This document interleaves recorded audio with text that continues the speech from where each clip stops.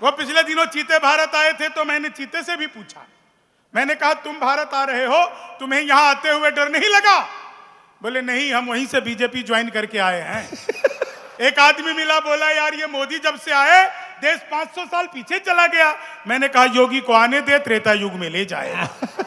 मैं आजादी से 2 साल पहले, भारत की आजादी से 2 साल पहले कलकत्ता आया था सन 2012 में।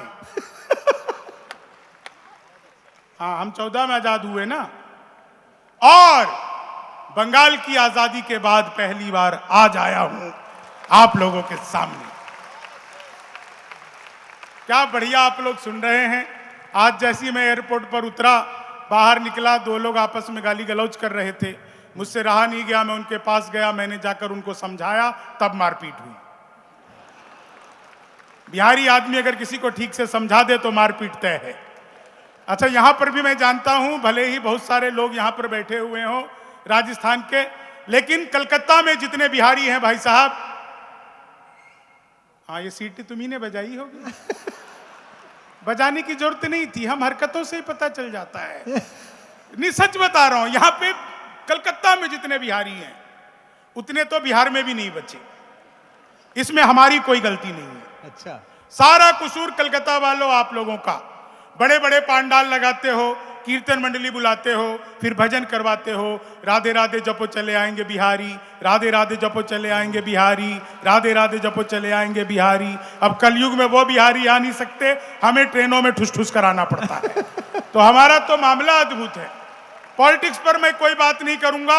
आप ये मत समझना कि ये कभी आए हैं और भाजपा का सरकार आ गया है घोष जी, तो ये आकर के कुछ दीदी की बुराई करेंगे। मैं बिल्कुल नहीं करूंगा। बिल्कुल नहीं। पता नहीं कौन सा शार्प शूटर घूम रहा हो। हाँ, तो इसलिए भाई साहब अपना तो काम सच बता रहा, बिहार का रहने वाला। अच्छा, एक चीज देखो, मैं राजनीति पर कहता हुआ अच्छा भी नहीं लगता। हमारे बिहार में पिछले चुनाव में, अभी चुनाव जो हुए, कांग्रेस पार्टी के कुल 5 सीटें आई थी। इससे ज्यादा तो लालू जी के बच्चे हैं। तालियां तो अगली बात पर बजेंगी। मतलब पूरी कांग्रेस बिहार में उतनी मेहनत नहीं कर पाई जितने अकेले लालू जी कर गए। मैंने तो पिछले दिनों मोदी जी से पूछा, मैंने कहा मोदी जी आपकी नीयत क्या है? मोदी जी बोले मेरी नीयत पाक साफ है। बहुत अच्छे, वाह। वो पिछले दिनों चीते भारत आए थे तो मैंने चीते से भी पूछा, मैंने कहा तुम भारत आ रहे हो, तुम्हें यहां आते हुए डर नहीं लगा? बोले नहीं, हम वहीं से बीजेपी ज्वाइन करके आए हैं। एक आदमी मिला, बोला यार ये मोदी जब से आए देश 500 साल पीछे चला गया। मैंने कहा योगी को आने दे, त्रेता युग में ले जाएगा। एक बार मैंने अपनी सगी पत्नी से पूछा, हाँ सगी से पूछनी पड़ती है। मैंने एक बार अपनी सगी पत्नी से पूछा, मैंने कहा क्या मैं तुम्हारे सपनों में आता हूं? बोली नहीं, मैं हनुमान चालीसा पढ़कर सोती हूं। भूत पिशाच निकट नहीं आवे। कितना बढ़िया हंस रहे हैं। बहुत सारी महिलाएं तो मुझे घूर घूर कर देखने लगी। नहीं चिंता मत करो, मुझे घूर कर ऐसे नहीं देख रही है, वो मुझे देखकर सोच रही है चलो अपना वाला तो इससे ढंग का है। और आप लोग तो इतना आनंद ले रहे हैं। दीपू भैया, महिलाओं को खुश करना दुनिया का सबसे मुश्किल काम है। 1000 तरीके अपना लो, आप महिलाओं को खुश कर ही नहीं सकते। हम पुरुष महिला को देखते ही खुश हो जाते हैं। हमें किसी तरीके की जरूरत ही नहीं पड़ती है। मैं 4 लाइनें आपको सुनाता हूं। एक चीज आपको और बताना चाहता हूं, इतना बढ़िया आप लोग सुन रहे हैं और इतने मतलब पूरे प्रोग्राम की तो भव्यता। मैं कोलकाता कम से कम 50 बार आया हूंगा, लेकिन इतने शॉर्ट नोटिस पर और इतने सारे लोगों के बीच, सच बता रहा हूं, पहली बार आना हुआ है। और उसके लिए मैं दीपू भैया आपका बहुत बहुत आभार प्रकट करता हूं, बहुत बहुत धन्यवाद देता हूं।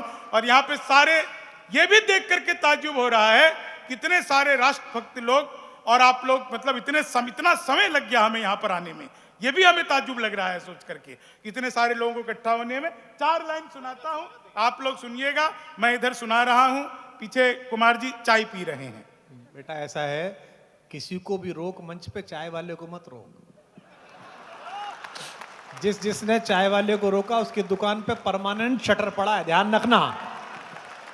चाय से तो भाई साहब मैं जो तो सच बता रहा हूँ, हमारे लिए 5 स्टार होटल में व्यवस्था कर दी दीपू भैया। अब 5 स्टार में हम कैसे लगेंगे? सर वेटर तक के कपड़े हमसे अच्छे थे। 5 बार चाय पिया सर, तब भी स्वाद नहीं आया। तो मैंने रोहित से कहा, रोहित यार चाय में स्वाद नहीं आ रहा, चलो नीचे सड़क पर चाय पी के आते हैं। अच्छा कलकत्ता आओ और सड़क पर जाकर के चाय न पियो तो क्या मतलब है? कुल्हड़ वाली चाय, इतना छोटा कुल्हड़, दुनिया में इससे छोटा कुल्हड़ कहीं नहीं होता। जब उसने चाय दिया तो मुझे लगा वो चीनी टेस्ट करने के लिए दे रहा है। सच बता रहा हूं, मैंने चाय ली, मैं जैसे ही चाय पी रहा था एक कुत्ता आया। कुत्ते को देख करके मेरे भीतर दया जगी। मैंने सोचा मैं तो चाय पी रहा हूं, कुत्ता क्या कर रहा है? मैंने चाय वाले से कहा 1 बिस्कुट का पैकेट दो। उसने मुझे 1 बिस्कुट का पैकेट दिया। मैंने पैकेट को खोला, 1 बिस्कुट निकाला, बाकी अपनी जेब में। अक्सर हमारे भीतर इतनी ही दया जगती है। नहीं, मैंने बिस्कुट बाद में रख लिए, मुझे अन्य कवियों से भी मिलना था, तो 1 बिस्कुट निकाला। समझ आई आपको? तो 1 बिस्कुट मैंने कुत्ते की तरह फेंका। कुत्ता ने यूं लपका, लपकते अलट पलट अलट पलट अलट पलट 1 मिनट में 12 बार पलटी मारी। मैं घबरा गया। मैंने तुरंत ही चाय वाले को पकड़ लिया। मैंने कहा क्या मिला दिया तुमने बिस्कुट में? ये तो अच्छा हुआ कि मैंने पहले नहीं खाया, नहीं तो मैं भी पलटी मार रहा होता। तो चाय वाले ने हाथ जोड़ लिया, बोला बाबूजी मुझे मत डांटिए, ये बिस्कुट पतंजलि का है। खाते ही कुत्ता अनुलोम विलोम कपालभाति सूर्य नमस्कार प्राणायाम सारे योगासन एक साथ करने लग गया। तब समझ में आया वो 12 बार क्यों पलटा, वो सूर्य नमस्कार कर रहा था। तो मामला अद्भुत होता है, सच बता रहा हूं आपको। मैंने तो अखबार में विज्ञापन देखा, लिखा था घर बैठे मिठाई मंगवाइए। मैंने सोचा पिज्जा बर्गर तो खूब मंगाया है, ये मिठाई कैसे मंगाएंगे? तो मैंने अखबार में दिए हुए नंबर पर कॉल किया। उधर से डिजिटल इंडिया शुरू हो गया। बोले नमस्कार, अग्रवाल स्वीट कॉर्नर में आपका हार्दिक स्वागत है। मिठाई लेने के लिए 1 दबाइए, चाट पापड़ी के लिए 2 दबाइए, गजक नमकीन के लिए 3 दबाइए, गोलगप्पे इत्यादि के लिए 4, सब कुछ एक ही दुकान पे मिलती है। खैर मुझे मिठाई चाहिए थी, मैंने 1 दबा दिया। वो फिर शुरू हो गए, लड्डू लेने के लिए 1 दबाइए, बर्फी लेने के लिए 2 दबाइए, जलेबी लेने के लिए 3 दबाइए, रसगुल्ले लेने के लिए 4। मुझे लड्डू चाहिए था, मैंने 1 दबा दिया। वो फिर शुरू हो गए, बेसन के लड्डू लेने के लिए 1 दबाइए, मोतीचूर के लड्डू के लिए 2 दबाइए, गोंद के लड्डू के लिए 3 दबाइए, तिल के लड्डू के लिए 4। मुझे बेसन का चाहिए था, 1 दबा दिया। 1 किलो लेने के लिए 1 दबाइए, 2 किलो लेने के लिए 2 दबाइए, 3 किलो के लिए 3, 100 किलो के लिए 4। 1 दबाना था, गलती से 4 दब गया। मैंने वही किया जो आप सब करते, तुरंत ही फोन काट दिया।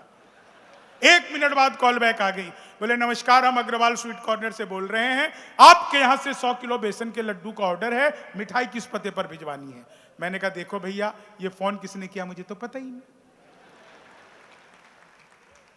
घर में हम 9 भाई हैं, सबसे बड़े वाले से बात करने के लिए 1 दबाइए, उससे छोटे से बात करने के लिए 2 दबाइए, उससे छोटे से बात करने के लिए 3 दबाइए, और जब तक असली वाला ना मिल जाए तब तक दबाते जाइए, दबाते जाइए, दबाते जाइए, दबाते जाइए। आप लोग जोरदार तालियां बजाते जाइए, बजाते जाइए, बजाते जाइए, बजाते जाइए।